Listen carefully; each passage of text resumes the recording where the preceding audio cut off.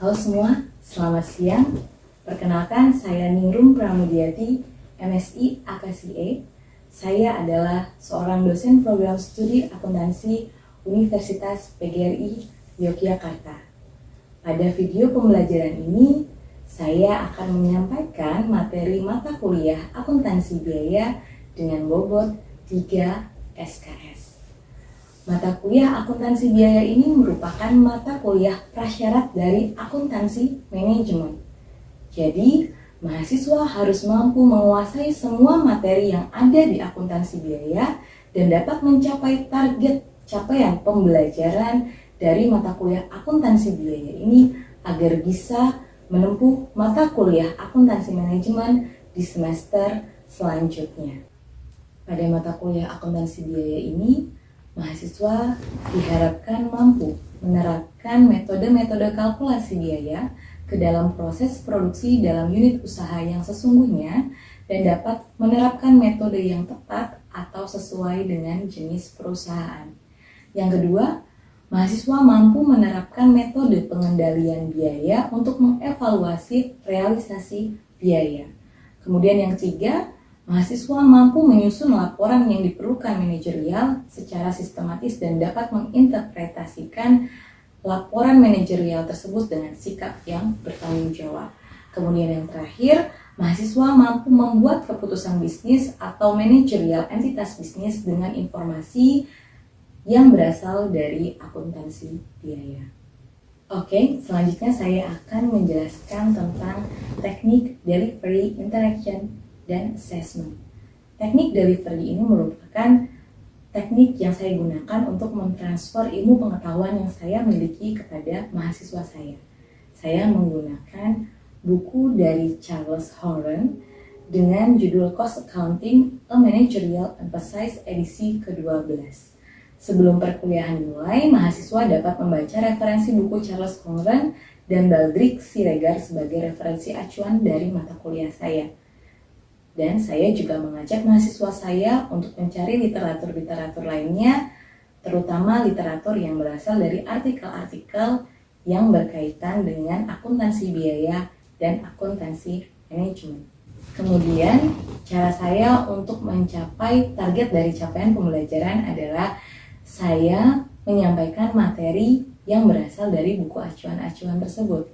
Materi-materi pembelajarannya antara lain peran akuntan dalam organisasi, istilah dan tujuan biaya, job costing, activity based costing, manajemen berdasarkan aktivitas, anggaran fleksibel, varians biaya, pengendalian manajemen, kalkulasi biaya persediaan, analisis kapasitas, perilaku biaya, informasi yang relevan, keputusan penetapan harga, dan manajemen biaya. Kemudian teknik yang kedua adalah interaction. Di sini saya mengajak mahasiswa untuk aktif berpartisipasi dalam perkuliahan saya. Sebelum perkuliahan dimulai, saya membagi mahasiswa menjadi 6 kelompok. Dan setiap pertemuan saya akan mengajak mahasiswa untuk presentasi, dan presentasi tersebut akan saya tentukan secara acak. Tujuan saya adalah agar setiap mahasiswa dapat mempersiapkan presentasi dan mempelajari materi yang akan disampaikan pada hari itu sebelum perkuliahan dimulai. Dan bagi mahasiswa yang memberikan saran, kritik, ataupun pertanyaan akan saya berikan poin 1. Mahasiswa bisa menghubungi saya melalui email atau mungkin bisa datang langsung ke ruangan saya yang ada di Prodi Akuntansi. Jadi, pembelajaran di kelas hanya berlangsung selama 150 menit. Jadi, satu SKS-nya itu adalah 50 menit. Jadi, sangat singkat pembelajaran yang berlangsung di kelas ini. Jadi, di sini saya harus menyediakan waktu berdiskusi jika memang mahasiswa kurang paham terkait materi yang sudah saya berikan. Atau mereka bisa saja bertanya tentang materi atau soal yang akan saya berikan yang menjadi pekerjaan rumah mereka. Selanjutnya adalah assessment. Ini adalah cara saya memberikan penilaian kepada mahasiswa. Di awal pertemuan, juga sudah saya jelaskan kepada mahasiswa terkait dengan bagaimana cara saya memberikan penilaian kepada mahasiswa. Yang pertama meliputi persentase dari kehadiran. Jadi di sini saya juga menilai bagaimana mereka hadir di setiap pertemuan mata kuliah saya. Kemudian partisipasi, karena memang pembelajaran ini berpusat pada mahasiswa dan tadinya saya juga sudah memberikan kepada mahasiswa bagaimana mereka presentasi, kemudian bagaimana mereka memberikan pertanyaan, jawaban. Nah, di sini bagi mahasiswa yang memberikan pertanyaan ataupun jawaban yang benar akan saya berikan poin 1. Yang ketiga adalah tugas 30%. Jadi di setiap pertemuan akan saya berikan tugas kelompok dan mereka merespon materi yang akan mereka presentasikan minggu depan. Jadi di sini ada 15 tugas kelompok dan ada tugas individu yang nantinya akan saya berikan di setiap beberapa rangkaian pertemuan. Selanjutnya adalah kuis 10%. Kuis ini akan saya selenggarakan di tengah semester. Jadi ini merupakan evaluasi dari beberapa rangkaian materi-materi yang sudah saya berikan. Saya akan melihat bagaimana kemampuan mahasiswa saya dalam menyerap pengetahuan ataupun materi yang sudah kita diskusikan ataupun materi yang sudah saya transfer kepada mahasiswa. Dan terakhir adalah UAS. Ini adalah persentase sebanyak 10%. UAS dengan persentase 10% ini akan saya berikan di akhir penilaian sebagai bahan evaluasi secara keseluruhan dari materi-materi yang sudah saya berikan selama 1 semester. Oke, selanjutnya yuk simak bagaimana cuplikan saya mengajar di kelas. Ini dia videonya. Assalamualaikum warahmatullahi wabarakatuh. Waalaikumsalam warahmatullahi wabarakatuh. Oke, selamat pagi semuanya. Pagi. Oke, untuk pertemuan hari ini merupakan pertemuan pertama kita. Jadi sekarang ada semester 3 ya. Jadi pertemuan pertama dalam mata kuliah akuntansi biaya. Nah, ini sebelum kita memulai mata kuliah pada hari ini, mari kita berdoa bersama sesuai dengan kepercayaan masing-masing. Oke, berdoa.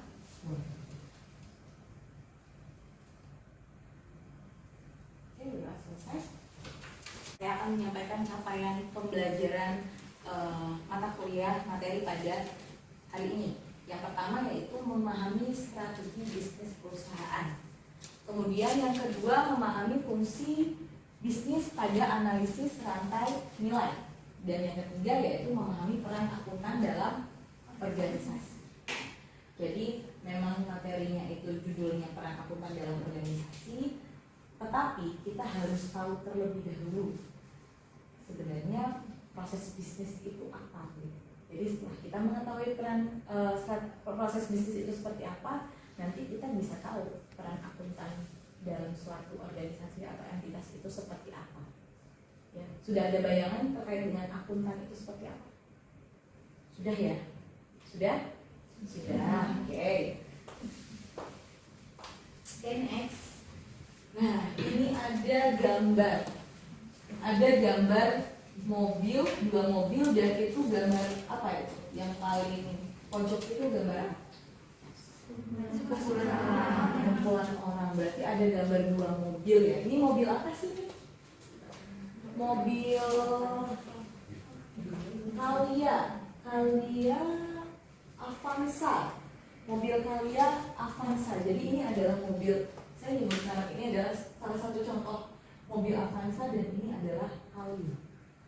Itu ada banyak orang. Ada yang bisa mendeskripsikan nggak ini gambar apa sih, kok ada 2 mobil kemudian ada banyak orang? Ada yang bisa menjelaskan atau mendeskripsikan gambar ini? Silakan. Saya Bu. Oke, mbaknya dulu ya. Sebutkan nama dan NPM-nya mungkin mbak. Jadi sebentar saya akan menjelaskan di sini untuk yang bisa menjawab pertanyaan saya ataupun nanti memberikan tambahan, mungkin tambahan saya dapat ilmu, saya dapat pengetahuan dari buku ini Bu, menurut buku ini bla bla bla bla, misalnya seperti itu. Nah itu akan, jika benar itu akan saya berikan poin. Jadi setiap yang memberikan jawaban ataupun yang bertanya itu nanti akan saya beri poin dan saya akan masukkan dalam poin aktivitas, penilaian aktivitas. Oke, silakan Mbak, sebutkan nama dan NPM-nya. Nama saya Ria Anggraini, NPM 21133100004. Dalam bisnis, menurut saya mobil itu semakin bagus iklan mobil yang digunakan, tentu para konsumen semakin tertarik dengan produk yang ditawarkan. Oke. Jadi terima kasih ya semuanya. Jadi ini sepertinya sudah pada paham ya, ini gambar saya ini gambar apa, jadi sudah bisa mendeskripsikan dan persepsinya juga berbeda-beda karena di sini ada gambar mobil dan gambar banyak orang. Oke, saya di sini memberikan contoh. Ini adalah contoh dua perusahaan yang mereka berpikir kira-kira strategi yang harus mereka lakukan ke depannya itu seperti apa. Nah, di sini ada banyak orang. Ini mobil ini adalah mobil MPV. Ya, mobil MPV ini adalah mobil yang memang bisa dikendarai dengan penumpangnya dengan jumlah yang banyak. Jadi untuk mobil yang di atas itu berarti ada kurang lebih 7 penumpang, di bawahnya sama 7 penumpang. Ini adalah mobil favorit keluarga, ya. Jadi untuk para keluarga memang sangat senang dengan menggunakan salah satu mobil MPV ini. Nah, kemudian ini adalah salah satu contoh mobil terlaris ya, yang paling atas itu. Nah, salah satu contoh mobil terlaris. Dan memang untuk harga jualnya pada saat itu memang tergolong tinggi gitu. Jadi kemudian perusahaan ini berpikir bagaimana caranya bisa memproduksi dengan harga jual yang lebih rendah agar dapat dijangkau oleh semua kalangan. Jadi tadi kaitannya dengan yang diminati. Jadi bahkan karena harga jualnya tadi rendah, jadi sama untuk manfaatnya sama ya, sama-sama sebagai mobil keluarga dengan kapasitas 7 penumpang misalnya seperti itu. Tadi harga jualnya rendah, kemudian peminatnya banyak, ditambah lagi dengan iklan yang tinggi sehingga bisa mengumpulkan banyak konsumen atau banyak peminat dari mobil ini. Nah, kemudian kira-kira apa yang strategi perusahaan agar bisa bisa menjangkau sesuai dengan tadi harga jualnya rendah? Kira-kira apa yang bisa dilakukan? Misalnya dengan kira-kira ini bisa di bahan bakunya nih. Bahan bakunya mungkin tidak sekokoh dengan bahan baku mobil yang di atas ini, ya. Bahan bakunya tidak sekokoh dengan mobil yang di atas. Jadi ada beberapa bahan baku yang dikurangi di sini agar bisa mencapai titik harga jualnya rendah karena biaya produksinya juga akan rendah. Nah, kira-kira strategi perusahaan itu apa? Nah, ini strategi bisnis bagaimana perusahaan menyelaraskan atau menyeimbangkan kemampuan perusahaan itu terhadap peluang yang di pasar. Oke, jadi untuk siapa pelanggan terpenting kita, ini adalah tadi bagaimana kelas bisa jadi segmen pasarnya itu seperti apa. Terus kelas pasarnya tadi bisa kelas menengah ke bawah, menengah ke atas, ataupun kelas menengah. Nah, kemudian tadi misalnya contohnya ibu rumah tangga. Anda punya toko mainan, konsumennya adalah ibu rumah tangga. Atau misalnya segmen pasarnya di luar negeri atau lokal di daerah saja. Jadi pelanggan kita itu nanti ini menjurusnya ke siapa? Atau misalnya kita membuat fashion busana muslim, berarti itu fashionnya ke arah mungkin khusus untuk wanita saja atau misalnya untuk yang laki-laki saja. Oke, kemudian yang kedua, produk substitusi ini adalah produk pengganti. Bisa dikatakan ini adalah produk saing kita di pasar itu seperti apa? Ya, misalnya tadi Mbak, kalau nasi Padang mungkin kalau dengan soto ya bisa ya Mbak ya, sama-sama bisa mengenyangkan, cuma lebih mengenyangkan nasi Padang ya, mungkin contohnya seperti itu. Oke, kalau untuk produk substitusi. Nah, kemudian yang selanjutnya apakah sumber daya terpenting kita? Nah, sumber daya terpenting kita harus sadar dulu. Ini yang saya tanamkan kepada Anda sebagai seorang akuntan, itu Anda pada saat terjun ke proses bisnis, Anda harus tahu dulu proses bisnis perusahaan ini seperti apa. Kalau memang ini adalah bergerak di bidang manufaktur yang sudah canggih dengan teknologinya, berarti ya sumber daya terpenting Anda apa? Misalnya Anda merasa saya ini di bidang tadi otomotif, berarti saya harus kuat di bahan baku ya, saya harus kuat, teknologi ya saya harus kuat, sumber daya manusia dan karyawannya juga harus kuat, misalnya seperti itu. Kalau perusahaan Anda itu di bidang IT, berarti yang paling kuat apa? Teknologinya, dan didukung oleh SDM-nya, karyawan yang memang sangat ahli di bidang IT. Nah, kemudian yang terakhir, akankah kita punya kas yang cukup untuk mendanai strategi kita? Punya strategi, udah siap. Wah, ini strategi saya sudah punya keunggulan produk, saya sudah berpikir ini sumber daya kita, saya sudah berpikir sumber daya yang terpenting itu apa, kemudian pelanggannya apa, tapi kita nggak punya kas. Apa bisa jalan? Nggak bisa.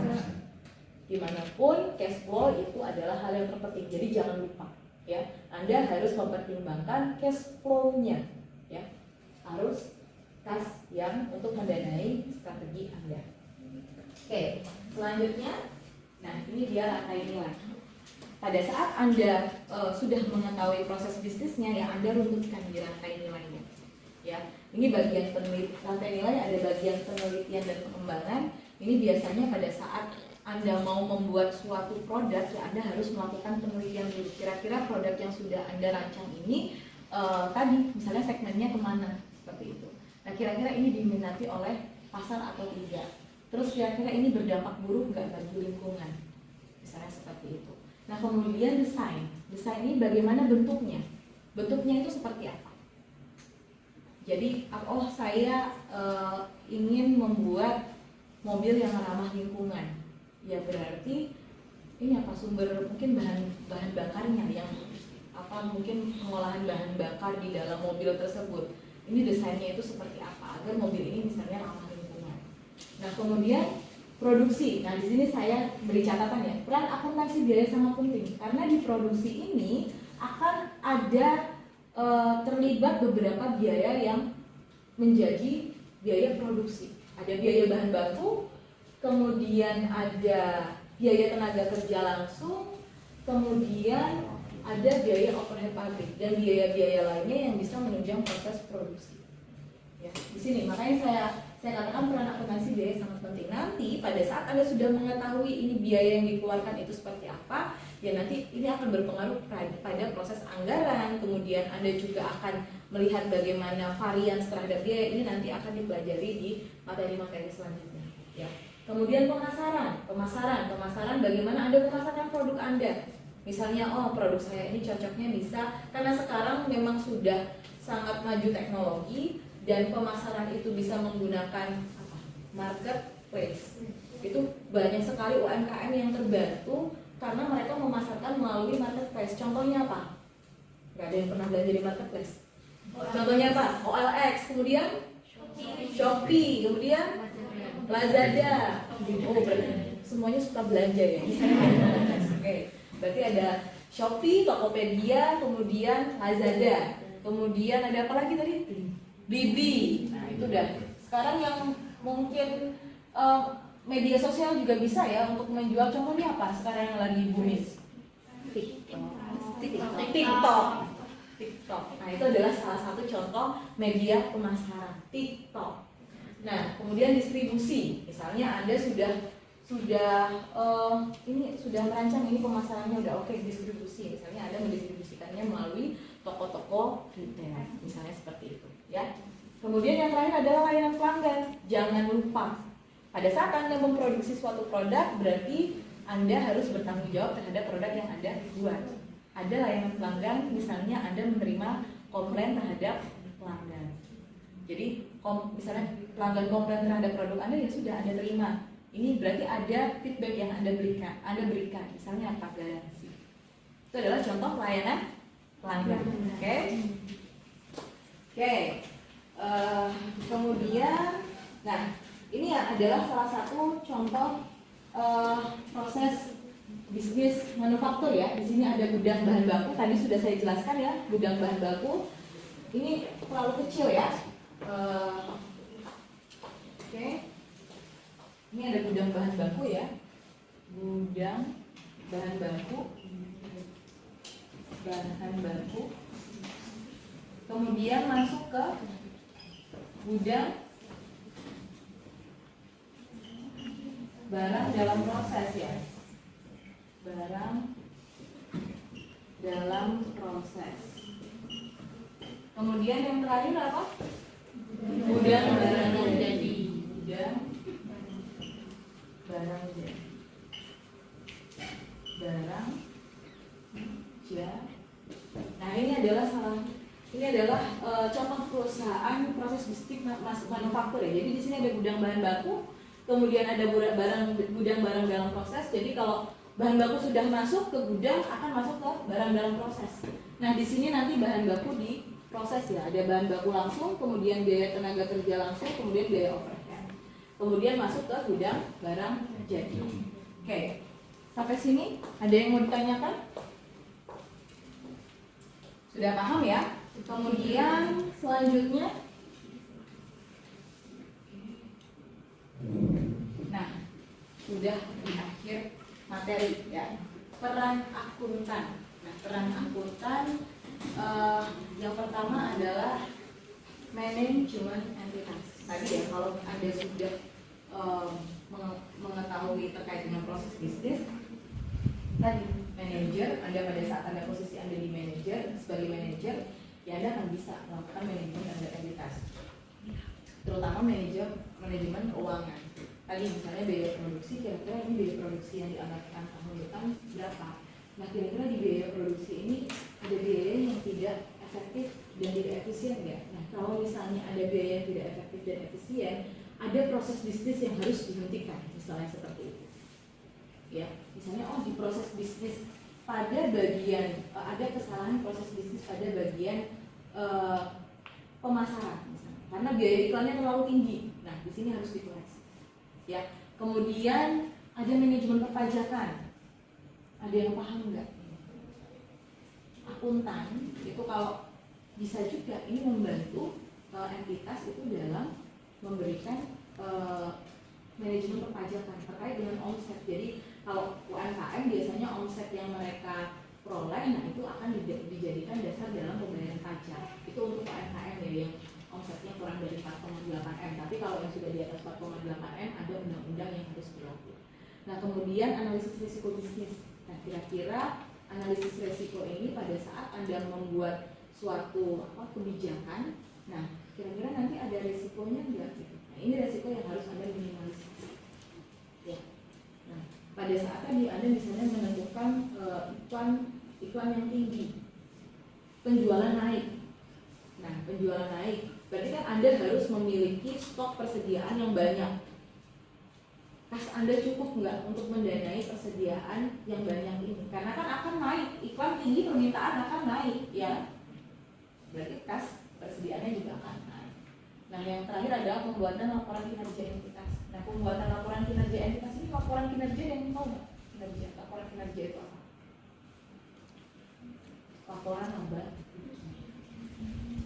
rugi ya. Nah untuk kesimpulannya, ini penyusunan strategi perusahaan harus berdasarkan analisis kebutuhan dan kemampuan perusahaan dalam mencapai tujuan dan strategi. Kemudian kedua, analisis rantai nilai akan menambah nilai suatu produk.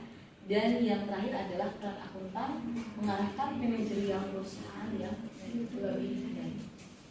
Oke, untuk evaluasi yang pertama, coba ada yang bisa menjelaskan terkait dengan strategi bisnis perusahaan. Ini saya akan mengukur bagaimana kemampuan Anda dalam memahami materi yang sudah saya sampaikan. Silakan.